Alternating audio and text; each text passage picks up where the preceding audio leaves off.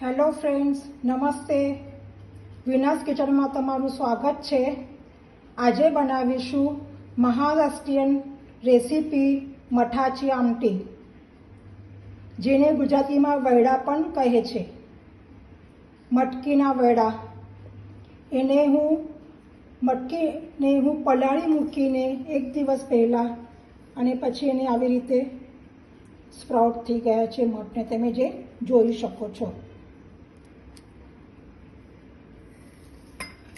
એના માટે હું મીડિયમ 3 ડુંગળી લીધી છે. એને ઊભી કટ કરી નાખી છે, એ તમે જોઈ શકો છો. એક નાનો એવો ટોમેટો લીધો હતો, એને કટ કરી નાખ્યો છે.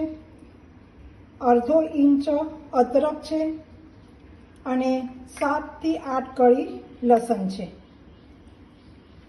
મહારાષ્ટ્રીયન ગરમ મસાલો છે, જે હું 1.5 ચમચો લીધો છે, પણ તમે 1 ચમચો લઈ શકો છો.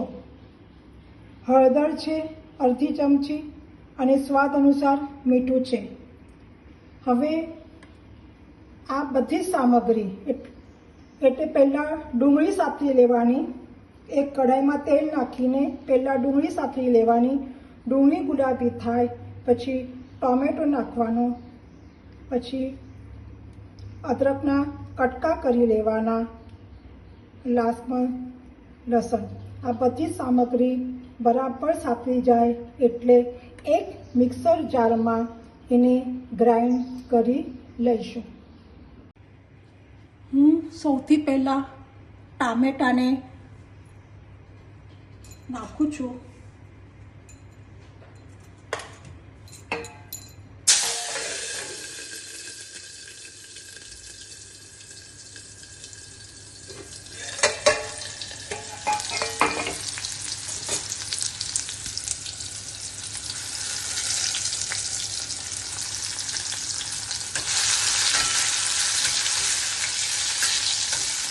ટામેટા પહેલાં વ્યવસ્થિત રીતે સતળાઈ જાય પછી આપણે ડુંગળી નાખીશું. ગેસની ફ્લેમ સ્લો કરી દેવાની, જેથી આપણો મસાલો બળે નહીં. મીડિયમ રાખવાની છે હવે ગેસની ફ્લેમ. હું ટામેટાના અંદરના બીજ કાઢી લઉં છું. હું હંમેશા ટામેટાના બીજ કાઢીને પછી એને કટ કરું છું, જે તમે જોઈ શકો છો. આપણા ટામેટા થઈ ગયા છે.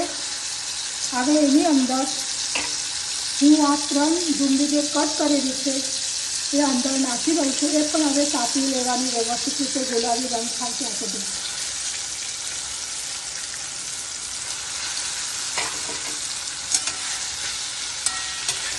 હવે ગેસની ફ્લેમ મીડિયમ રાખવાની છે.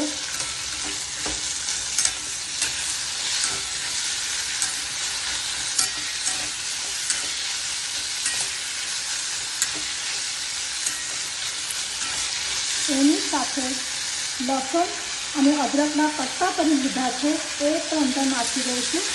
આ બધી વસ્તુ આપણે સાતરી લેવાની છે વ્યવસ્થિત, ગુલાબી રંગ થાય ત્યાં સુધી.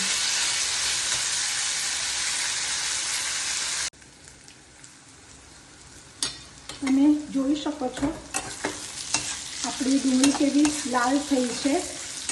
આવી રીતે ડુંગળીની લાલ જ સાતરવાની છે. જરા પણ એ સફેદ કલરની દેખાશે તો તમારો મસાલો જે ભાજી છે સારી રીતે લાગે નહીં, તેવી ગ્રેવી હોય એ.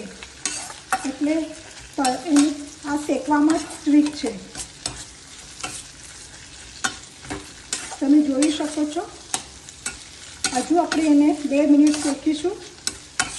પછી ગેસની ફ્લેમ બંધ કરીને આને ઠંડો થવા દઈશું. પછી એક મિક્સર જારમાં એને આપણે ક્રશ કરી લઈશું.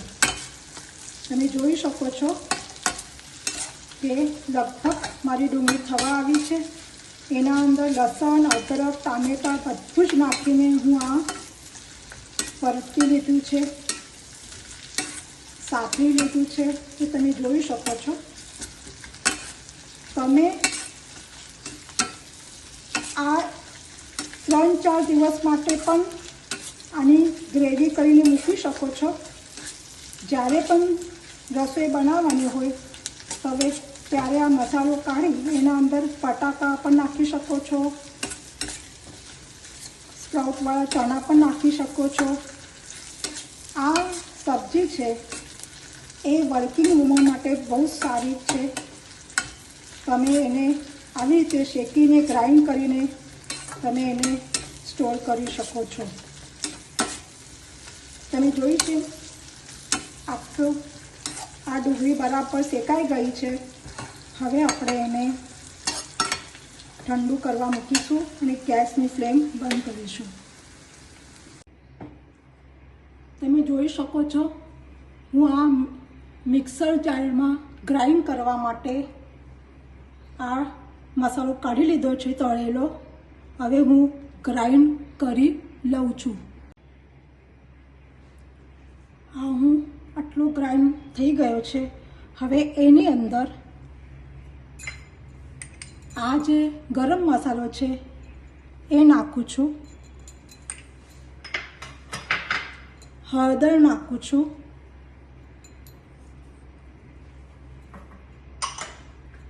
અને સ્વાદ અનુસાર મીઠું નાખું છું.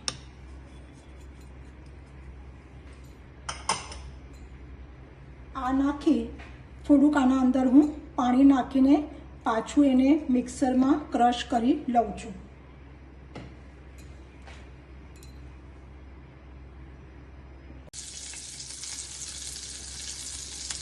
હવે એ જ કઢાઈમાં હું પાછો મસાલો શેકી લઉં છું.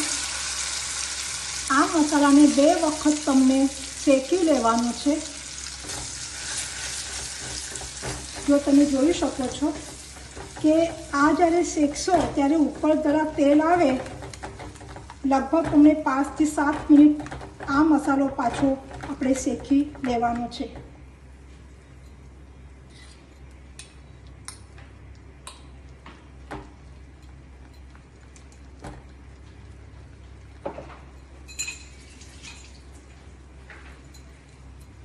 તમે જોઈ શકો છો હું પાછા એ જ કઢાઈમાં મસાલો શેકવા માટે લીધો છે. તમે આવી રીતની ગ્રેવી કરીને ફ્રીજમાં 3 થી 4 દિવસ સુધી મૂકી શકો છો અને ગમે ત્યારે એનામાં અલગ અલગ વસ્તુ નાખીને તમે એન્જોય કરી શકો છો. આ રેસીપી ખાવામાં બહુ જ મજા આવે છે. તમે એને ભાત સાથે કે ભાખરી સાથે કે રોટલી સાથે ખાઈ શકો છો.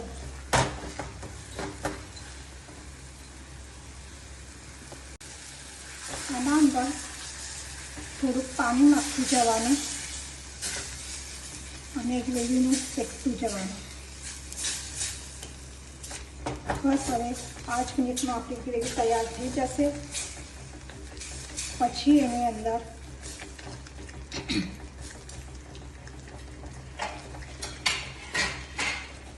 આ જે મટકી છે એ હવે અંદર નાખીશું. તમે જોઈ શકો છો આપણી ગ્રેવી થઈ ગઈ છે.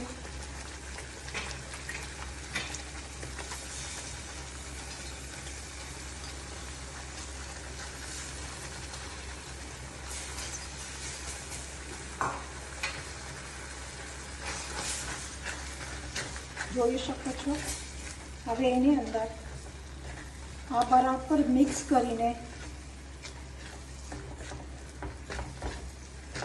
2 કપ પાણી નાખીને એને ઉકળી આવે પછી સ્લો ગેસ કરીને મૂકી દેવો લગભગ 10 મિનિટ માટે.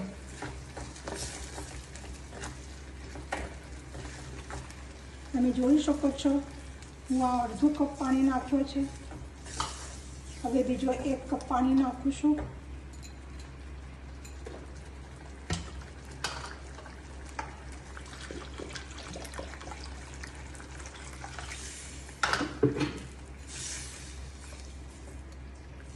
જોઈ શકો છો તમે.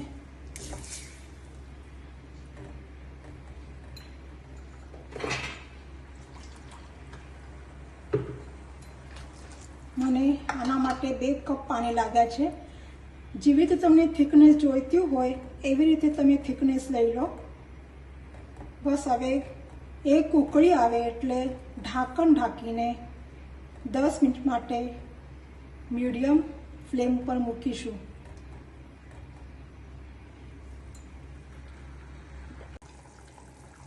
હવે તમે જોઈ શકો છો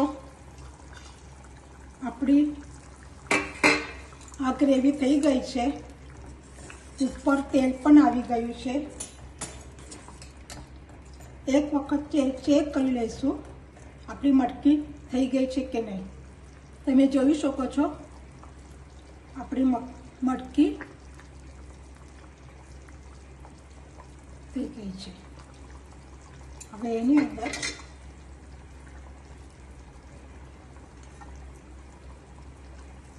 જો તમને આ રેસીપી ગમી હોય તો લાઈક, શેર, સબસ્ક્રાઈબ અને બેલ આઇકોનને દબાવો જેથી નવી વિડીયો તમારી સુધી પહોંચશે. ધન્યવાદ.